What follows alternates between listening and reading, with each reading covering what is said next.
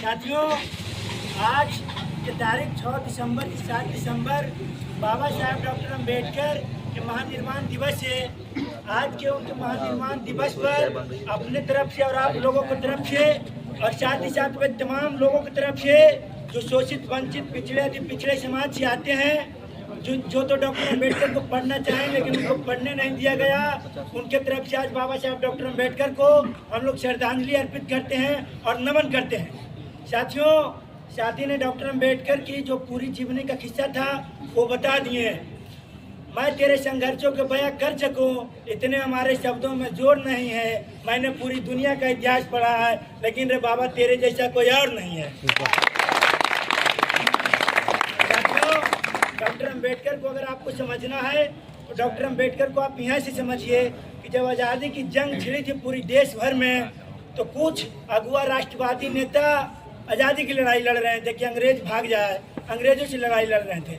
लेकिन डॉक्टर अम्बेडकर उसी समय और उनसे पहले 32 डिग्रियाँ और 4 PhD की डिग्रियाँ भी प्राप्त की थी। उसमें से उस समय डॉक्टर अम्बेडकर उस लड़ाई के बारे में सोच रहे थे जो सदियों से चलती आ रही थी। वो गुलामी जो था वो जातिवाद का गुलामी था, मनुवाद का गुलामी था।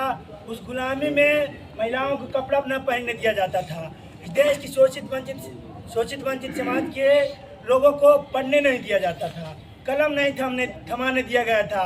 साथियों, बाबा साहब डॉक्टर अम्बेडकर, साथ ही साथ महात्मा ज्योतिबा फूले, सावित्रीबाई फूले इस देश की शोषित वंचित समाज के शिक्षा के जन्मदाता हैं, जिन्होंने हमारे हाथ में कलम कॉपी थमाया। डॉक्टर अम्बेडकर, तो आज हम लोग डॉक्टर अम्बेडकर के महानिर्वाण के दिवस के अवसर पर हम लोग ये शपथ लेते हैं, तमाम लोग शपथ लेते हैं कि भगवान हम लोगों के लिए डॉक्टर अम्बेडकर, फातिमा बाई शेख, सावित्रीबाई फूले और वे तमाम लोग जो सोशल रिफॉर्मेंट है वो लोग हैं। हम लोगों के ये हैं। हम लोग ये देश में डॉक्टर अम्बेडकर ने संविधान लिखा। हम लोग कहते हैं कि हिंदू खतरे में, मुस्लिम खतरे में है, कोई नहीं खतरे में है।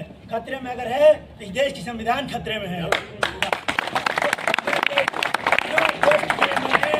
अमित शाह बोलते हैं पार्लियामेंट के अंदर कि संविधान को खत्म कर देंगे, संविधान को इस देश से नष्ट कर दिया जाएगा। तो इससे क्या पता चलता है कि देश के उतने बड़े गृह मंत्री जो वाणी से बोलते हैं उससे यह साफ तौर पर यह पता चलता है कि संविधान वो नहीं मानते हैं। साथियों, भारतीय जनता